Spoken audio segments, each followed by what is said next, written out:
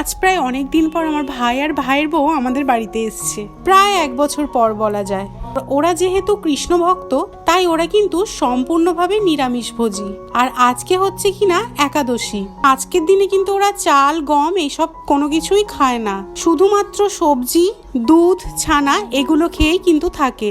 এই একাদশীর দিন কিন্তু ওরা প্রায় দিনই এই সবজিটা রান্না করে খেয়ে থাকে। তো এখানেও রান্না করবে যেটা, সেটা হচ্ছে গিয়ে ও কেটে নিয়েছে কুমড়ো, আলু আর পেঁপে। এই তরকারিতে কিন্তু ওরা স্পেশালি বাদামটা দেয়, তো আজকে ওরা বাদাম ছাড়াই তরকারিটা রান্না করছে। সিম্পল এই সবজির তরকারিটা কিন্তু শুধুমাত্র সাদা তেলে সবজিগুলোকে ভেজে নিয়ে তাতে পরিমাণ মতো নুন লঙ্কা দিয়ে সবজিগুলোকে সিদ্ধ করে নেওয়া হয়েছে।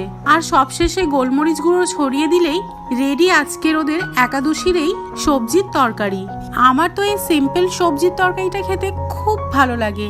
দেখতে সিম্পল হলেও খেতে কিন্তু অসাধারণ।